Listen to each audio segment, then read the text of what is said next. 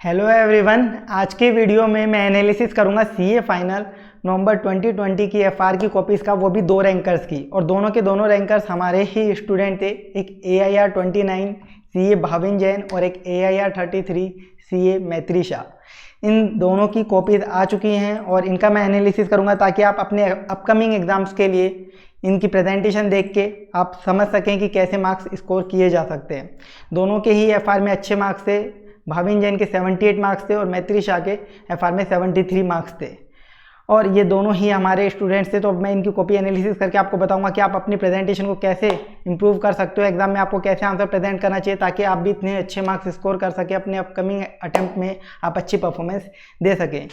भाविन जैन की अभी मैं आपको बताऊं तो एसएफएम में इनके 75 मार्क्स थे सीए फाइनल न्यू कोर्स में नवंबर 20 के पेपर में, जो कि टफेस्ट पेपर भी था अभी तक का एसएफएम। तो उस पेपर में इतने अच्छे मार्क्स इनके कैसे आए, तो एसएफएम की कॉपी का भी मैं एक जल्दी इनकी कॉपीज़ का एक रिव्यू वीडियो डाल दूंगा। बाकी पेपर्स का भी हम जल्दी रिव्यू वीडियो अपलोड कर देंगे और ये कॉपीज़ भी आपको PDF फॉर्म में हमारे टेलीग्राम चैनल पर हम आपको अवेलेबल करवा देंगे। तो देखिए ये कॉपीज़ हम एनालाइज करें कि क्या इन्होंने किया। सबसे पहले मैं भाविन जैन की कॉपी यहाँ पे देख रहा हूँ, 78 मार्क्स वाली कॉपी है। अब इसमें देखो मेन चीज़ है कि जो प्रेजेंटेशन इन्होंने कैसे प्रेजेंटेशन करी है आंसर की, वो सबसे इम्पोर्टेंट चीज़ बनती है। सबसे पहली चीज़, जो क्वेश्चन नंबर है वो आपको हमेशा सेंटर में लिखना चाहिए। मैंने बार बार ये चीज़ आपको बताई है जब भी मैंने प्रेजेंटेशन टिप्स पे वीडियो लिया है कि क्वेश्चन नंबर जब भी स्टार्ट करो आप सेंटर में सबसे पहले क्वेश्चन नंबर लिखो और उसके बाद आपको क्वेश्चन स्टार्ट करना है। एंड उसके बाद आपका जो प्रैक्टिकल सब्जेक्ट है इसके अंदर देखो इन्होंने जहाँ पर भी कैलकुलेशन करी है वहाँ पे कोई लाइन वगैरह ड्रॉ नहीं करी। बहुत सारे बच्चे क्या करते हैं कि लाइन वगैरह ड्रॉ करने लग जाते हो आप लोग और उसमें बहुत ज़्यादा टाइम वेस्ट होता है। ये आप टाइम बचा सकते हो क्योंकि लाइन वगैरह ड्रॉ करने के कोई मार्क्स नहीं होते। जैसे इन्होंने कोई भी लाइन ड्रॉ नहीं करी है पेपर में, तो आप लाइन वगैरह कुछ भी ड्रॉ मत करो, बस सिर्फ कैलकुलेशन करके आओ क्योंकि फिगर्स के मार्क्स होते हैं प्रैक्टिकल सब्जेक्ट में जो भी आप कैलकुलेशन करते हो। पर्टिकुलर्स में जो चीज़ें लिखी होती है इनके कोई मार्क्स नहीं होते। पर्टिकुलर्स में आप शॉर्ट फॉर्म यूज में ले सकते हो, जैसे डायरेक्ट मटेरियल को DM लिखा, डायरेक्ट लेबर को DA लिखा, वो चलता है।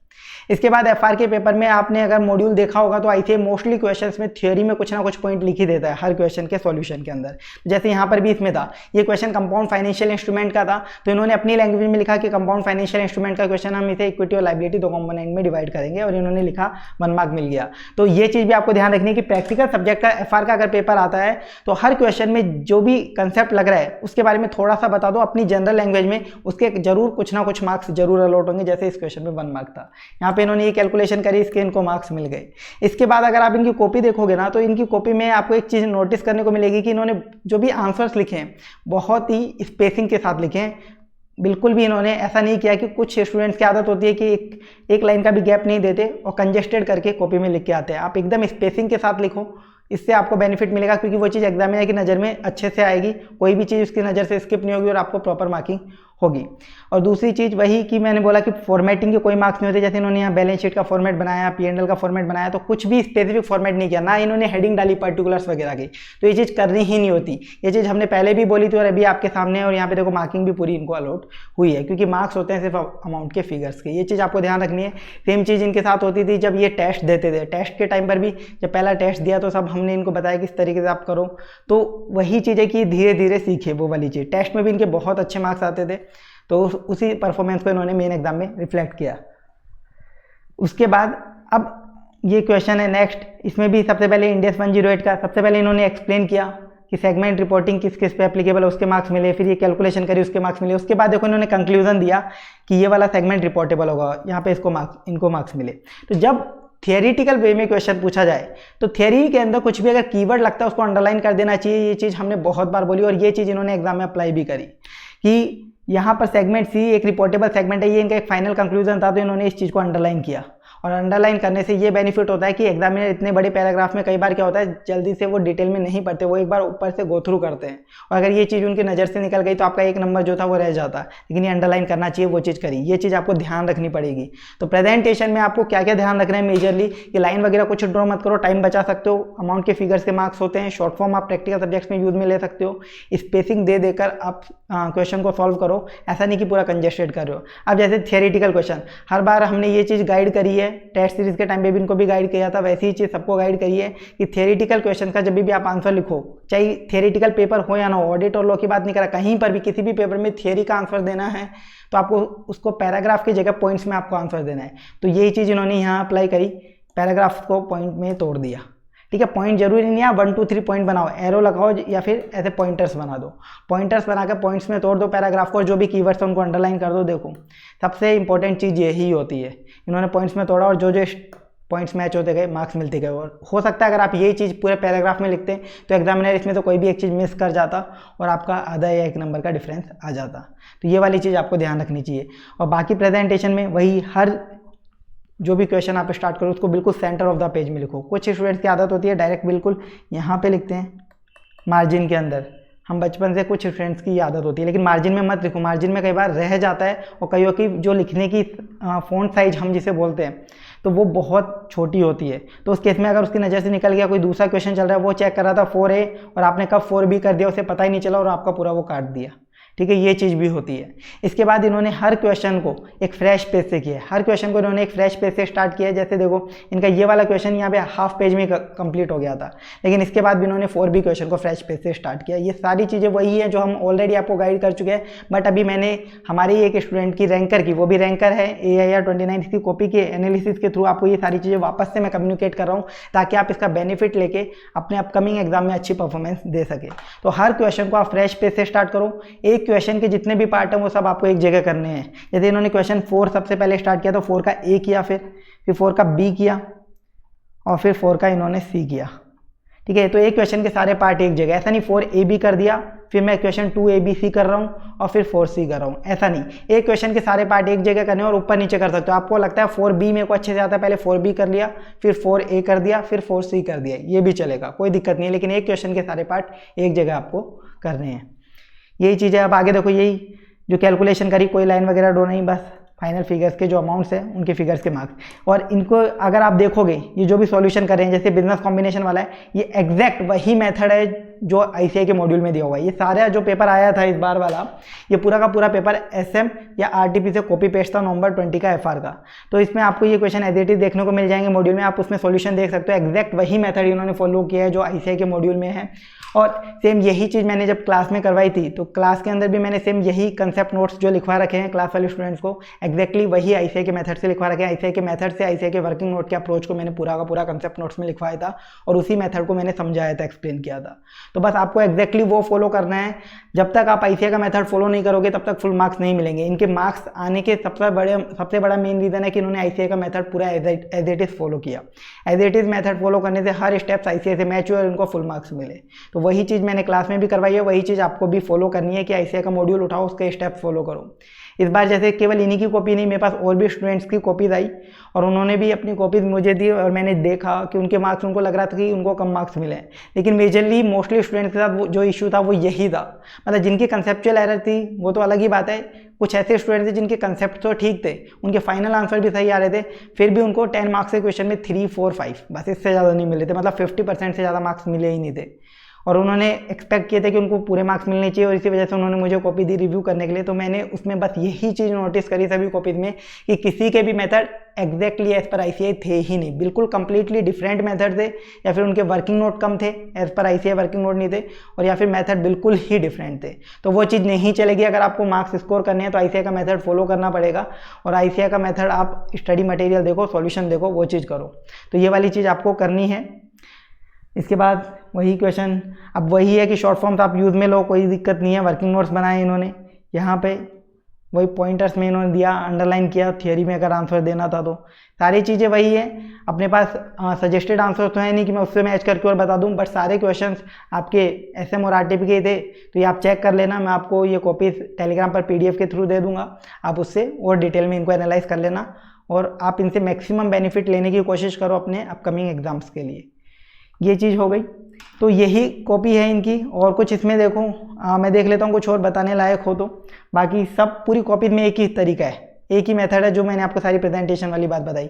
पॉइंट्स में आंसर दे रहे हैं, जहाँ जहाँ थ्योरी का आंसर देना है कीवर्ड्स अंडरलाइन करते जा रहे हैं, मार्क्स इनको मिलते जा रहे हैं जो जो स्टेप्स मैच होते जा रहे हैं। इसके बाद देखो वही प्रैक्टिकल, कोई लाइन वगैरह ड्रॉ नहीं कर रहे, बस ये पॉइंटर्स देते जा रहे हैं, प्रैक्टिकल में अमाउंट लिखते जा रहे हैं, मार्क्स मिलते जा रहे हैं। यहाँ पे अमाउंट लिखे, ये मार्क्स अलॉट कर दिए।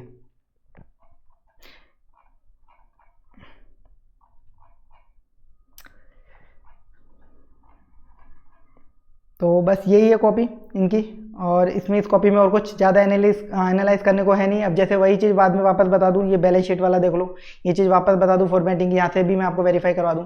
इन्होंने बहुत शॉर्ट फॉर्म यूज़ में लिए हैं, कोई फॉर्मेट बनाया ही नहीं है बैलेंस शीट का, बस बैलेंस शीट लिखा, बस मेन अमाउंट के फिगर्स, और इनको ये 2 मार्क्स मिल गए, 2 फिगर के 2 मार्क्स।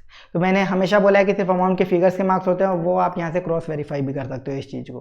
तो सिर्फ अमाउंट के फिगर्स के मार्क्स होते हैं, पर्टिकुलर्स में आप क्या लिख रहे हो क्या नहीं लिख रहे हो उससे उनको कोई मतलब नहीं है प्रैक्टिकल सब्जेक्ट्स में। पर्टिकुलर्स जब आपका कुछ कैलकुलेशन आप कर रहे होते हो, अब जैसे इन्होंने ईपीएस निकाला तो फॉर्मूला वगैरह कुछ भी नहीं, बस ये अमाउंट मैच किया, मार्क्स दे दिए 1 मार्क, इस स्टेप के 1 मार्क। ठीक है, तो ये हो गई इनकी कॉपी। तो आपको जो मेन चीज़ इस कॉपी के रिव्यू से मैं आपको बताऊं तो एक मेन यही कंक्लूजन निकल के आता है, क्वेश्चन नंबर सेंटर में लिखना है, कोई फॉर्मेटिंग ज़्यादा नहीं करनी है, कोई लाइन वगैरह नहीं बनानी है, राइटिंग भी इतनी मैटर नहीं करती, आप देख सकते हो ठीक है राइटिंग ठीक ठाक राइटिंग है, और आपको बस स्पेसिंग अच्छी रखनी है, क्लियरली विजिबल होना चाहिए आपका क्वेश्चन। आप थियरी आंसर लिख रहे हो तो पॉइंट्स में तोड़ दो, कीवर्ड्स अंडरलाइन कर दो, अमाउंट के फिगर्स एकदम क्लियरली होने चाहिए, शॉर्ट फॉर्म आप यूज में ले सकते हो, और सबसे इंपॉर्टेंट चीज़ आपका जो सॉल्यूशन है completely as per ICAI method होना चाहिए, आईसीआई के सारे वर्किंग नोट्स। आपका अगर आईसीआई के मेथड के अकॉर्डिंग नहीं, आपके वर्किंग नोट्स आईसीआई से मैच नहीं करते और आपका फाइनल सोल्यूशन पर करेक्ट आ जाता है, तो अभी आपको फुल मार्क्स नहीं मिलेंगे, और ये बहुत स्टूडेंट के साथ हुआ है और हर बार ही होता है। हर बार स्टूडेंट्स को लगता है आईसीआई की कॉपी में कुछ गलत चेकिंग हुई है, बट वो गलत चेकिंग नहीं है, उनका मेथड गलत था। ठीक है, आईसीआई का अलग मेथड था, आपने उनके मेथड से नहीं किया, इसलिए मार्क्स कम मिले। बहुत सारे ऐसे स्टूडेंट्स हैं, जैसे मैं आपको एग्जांपल बता दूं, आप में से कोई स्टूडेंट ऐसा भी हो सकता है जिसने एग्जाम दिया हो और उसके साथ भी ऐसा हुआ हो, तो आपके साथ ऐसा हुआ हो मे बी कि आपकी बैलेंस शीट मैच कर गई हो और उसके बाद भी आपको 10 में से 4-5 नंबर ही मिले हो, तो आप एक बार चेक करना आपने जो कैलकुलेशंस करी थी, जो वर्किंग नोट्स करे थे, क्या वो सॉल्यूशन आईसीआई के मेथड के अकॉर्डिंग थे, क्या आईसीआई ने जो मॉड्यूल में कर रखे। ठीक है, यही सारी चीज़ें थी। और आपको अब पढ़ना क्या है उसके लिए देखो मैं बता देता हूँ कि जो क्लास वाले स्टूडेंट्स हैं उनको मैंने ऑलरेडी बोला है कि जैसे इन्होंने भी पूरा वही फॉलो किया जो मैंने क्लास में लिखवाया था, क्लास नोट्स, क्योंकि जो मैंने क्लास में आपको कंसेप्ट नोट्स दिए हैं एग्जैक्ट वही दिए हैं जो आईसीआई के मेथड में थे। आईसीआई का मेथड ही मैंने आपको समझाया था, उनके मेथड के अकॉर्डिंग ही मैंने आपको वर्किंग नोट बनवाए थे, और उसी के अकॉर्डिंग मैंने आपको क्लास में कंसेप्ट नोट्स बनवाए हैं एफआर के अराउंड 150 पेजेस के। तो वो कंसेप्ट नोट्स आप फॉलो करना, और जो मैंने आपको क्वेश्चन बैंक दिया हुआ है इसके क्वेश्चन आपको प्रैक्टिस करने हैं। बस क्लास वाले स्टूडेंट्स आप लोग सिर्फ ये चीज़ कर लेना, और आप इजीली एफआर में, जैसे कि मैंने पहले बोला था, 80-90 प्लस भी आप बहुत इजीली टारगेट कर सकते हो, बहुत इजीली, अगर ये दोनों चीज़ आपने कर ली। इसके अलावा फिर आपको स्टडी मैट भी नहीं देखना, क्योंकि इसमें एज इट इज़ कवर है। कंसेप्ट नोट्स मैंने एग्जैक्ट वही मेथड यूज़ में लिया है जो आईसीआई फॉलो करता है, उसी के अकॉर्डिंग आपको कंसेप्ट नोट्स बनवाए हैं। और क्वेश्चन बैंक मेरा कुछ स्पेशल नहीं है, मैंने SM, past RTP, MTP, past exam के एज इट इज़ क्वेश्चन जो आईसीआई के मॉड्यूल में उनको कॉपी पेस्ट किया, इवन एक वर्ड भी इधर उधर नहीं किया। आईसीआई ने कोई चीज़ गलत कर रखी थी तो वो एज इट इज़ गलत ही कॉपी पेस्ट करी है, पूरा का पूरा कंट्रोल-C करके कंट्रोल V किया, बस इसके अलावा कुछ भी नहीं। तो आपको ये 2 चीज़ पढ़नी है, इसके अलावा इधर उधर कहीं ध्यान लगाना ही नहीं है आप लोगों को। अदर स्टूडेंट्स को क्या करना है, जो क्लास वाले स्टूडेंट्स नहीं है, आप लोग क्या करो, एफआर के अंदर आप लोगों को एफआर में जो भी आपके किसी भी टीचर से जहाँ से आपने क्लास पढ़ी है या सेल्फ स्टडी से पढ़ा है, तो आपने जो भी नोट्स प्रिपेयर करें हैं, मॉड्यूल में मार्क करें हैं, वो नोट्स पढ़ लीजिए। और उसके बाद क्वेश्चंस की प्रैक्टिस के लिए या तो मेरा क्वेश्चन बैंक आप देख लो, मेरे क्वेश्चन बैंक से कर लो। मेरा क्वेश्चन बैंक क्यों, ऑलरेडी मैं बोल चुका हूँ, SM, RTP, MTP, past exam, सारे क्वेश्चन मैंने as it is copy paste करे, कुछ भी उनमें छेड़छाड़ नहीं करी, या तो वो रेफर कर लो। अगर ये आपके पास नहीं है तो आप क्या कर सकते हो, न्यू एसएम ले लेना May 21 वाली, क्योंकि इसमें नए क्वेश्चन भी ऐड हुए, ये प्लस अभी तक की जितनी आरटीपीज़ है, एमटीपीज़ है, प्लस पास्ट एग्जाम पेपर्स, इनसे क्वेश्चन की आपको प्रैक्टिस करनी है। बस आपके जो भी नोट्स हैं आप वो रेफ़र करो, और क्वेश्चन बैंक मेरा है तो वो कर लेना, और अदरवाइज एसएम May 21 वाली, past RTPs, past MTPs, past exam papers, ये आपको देख लेने रहेंगे अदर स्टूडेंट्स के लिए। ये हो गई भावेन जैन की कॉपी। अभी एक और कॉपी है अपने पास, वो और चेक कर देख लेते हैं अपन रिव्यू में। ये हमारी अनदर स्टूडेंट जो इस बार रैंक थी AIR 33, मैत्री शाह।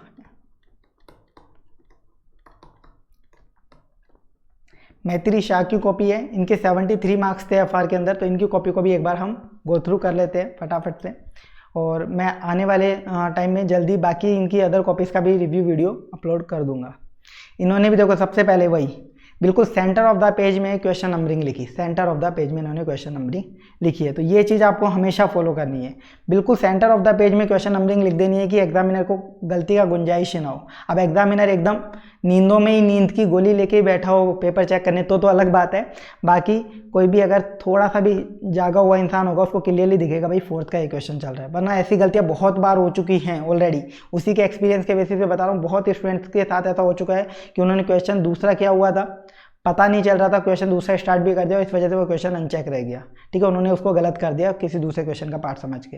तो ये सबसे इंपॉर्टेंट चीज़ होती है, क्वेश्चन नंबरिंग बिल्कुल सेंटर ऑफ द पेज में लिखो, 2-3 लाइन का गैप दो, अच्छे से सामने वाले को समझ में आए भाई नया क्वेश्चन स्टार्ट हो गया। और नया क्वेश्चन स्टार्ट उसको बिल्कुल फ्रेश पेज से स्टार्ट करना चाहिए, ताकि कोई भी अपने पार्ट पे मतलब अपन इतना सिक्योर रह सके कि भाई हमने तो अपना बेस्ट तरीके से प्रेजेंट किया है, अब एग्जामिनर चेक कर दे बस सही तरीके से। इसके बाद सेम वही इन्होंने 4A पे सबसे पहले किया, वही इन्होंने बताया कंपाउंड फाइनेंशियल इंस्ट्रूमेंट है, वही 1 मार्क मिला। स्टेप मार्किंग होती है, स्टेप मार्किंग एकदम फिक्स होती है, आईसीआई अपने एग्जामिनर को आंसर की दे देती है और उसके साथ बता देती है कि इस स्टेप कितने मार्क है, इस स्टेप कितने, ये मैच होते जाएँ, इतने इतने मार्क्स देते चले जाना। सेम वही चीज़ जो हम टेस्ट सीरीज पैटर्न में फॉलो करवाते हैं हमारे, एग्जैक्टली सेम वही चीज़ हम फॉलो करते हैं। तो वही चीज़ यहाँ चलती है, जैसे उनको वहाँ 1 मार्क मिला था, इनको भी इसको लिखने पर 1 मार्क मिला। अगर कोई स्टूडेंट मान लो, अब आप लोगों के साथ बहुत सारे डाउट्स होते हैं, उनको मैं क्लियर कर देता हूँ। कोई स्टूडेंट सपोज ये पैराग्राफ नहीं लिखता, ठीक है, लेकिन ये क्वेश्चन जो था कंपाउंड फाइनेंशियल इंस्ट्रूमेंट का A to Z इसके बाद पूरा सही करके आता है, पूरी कैलकुलेशन भी करके आता है, इक्विटी कंपोनेंट भी बता के आता है, लायबिलिटी कंपोनेंट भी बता के आता है, बैलेंस शीट में कैसे प्रेजेंटेशन होगी वो भी बता के आता है, सब कुछ बता के आता है, बट ये पैराग्राफ नहीं लिख के आता। तो सर उसको कितने मार्क्स मिलेंगे? उसका 1 नंबर कट जाएगा, 1 नंबर कम मिलेगा। और फिर वो स्टूडेंट बोलेगा सर मेरा एक्यूरेट आंसर सही है, फिर मेरे को मार्क्स क्यों नहीं मिले? क्योंकि ये ICAI का एग्जाम है, ICAI के एग्जाम में जितने स्टेप्स मैच होंगे उतने मार्क्स मिलेंगे। या फाइनल आंसर हम क्या एक्सपेक्ट करते हैं कि हमारा फाइनल आंसर अगर सही है तो अगर 10 मार्क्स का क्वेश्चन है तो हमें 10 आउट ऑफ 10 मिल जाने चाहिए। ये अप्रोच यहाँ नहीं चलती है, फाइनल आंसर के बेस पे नहीं होता। फाइनल आंसर यहाँ पे खुद में एक स्टेप माना जाता है। ICAI के एग्जाम में फाइनल आंसर खुद से एक स्टेप होता है बस। ये चीज़ अगर जिस दिन आपके समझ में बैठ जाएगी ना, आप ICAI का एग्जाम इजीली क्रैक कर लोगे। इसके बाद देखो इन्होंने वही कैलकुलेशन करी, कोई स्पेसिफिक प्रेजेंटेशन नहीं है, सब कैलकुलेशन करते जाओ, मार्क्स मिलते जाएंगे। ये मैच हो गए कंपोनेंट, ये मार्क्स मिलते जा रहे हैं। ये स्टेप मैच हुआ, इन्होंने बताया कि P&L में की जाएंगे 1 मार्क। तो वही स्टेप वाइज मार्किंग चल रही है। एंट्री करने के लिए, जनरल एंट्री करने के लिए बहुत सारे स्टूडेंट्स एकदम स्पेसिफिक जनरल एंट्री करेंगे, नरेशन को इतना बड़ा बड़ा करके लिखेंगे, कुछ भी नहीं, आप डायरेक्टली करो। मैंने बार बार बोला सिर्फ अमाउंट के फिगर्स के मार्क्स होते हैं, तो नॉर्मल आपको कर देनी है, कोई लाइन वगैरह कुछ ड्रॉ नहीं करनी। मतलब ये सारी कॉपीज़ मैं आपको दिखा रहा हूँ, तो जो भी कॉपीज़ आपको समझ में आए उस अकॉर्डिंग आप देख सकते हो। मतलब इतने सारे एग्जांपल्स हैं, मैंने मेरी खुद की कॉपीज़ भी एनालाइज करी थी, अतुल वाली कॉपीज़ भी एनालाइज करी थी, और अभी हमारे जो स्टूडेंट्स हैं इनकी कॉपीज़ एनालाइज कर रहा हूँ। और ये भी रैंकर स्टूडेंट्स हैं, दोनों के दोनों रैंकर्स हैं। तो अब आपको ये चीज़ ही फॉलो करनी चाहिए, आप इजीली अच्छे मार्क्स स्कोर कर पाओगे।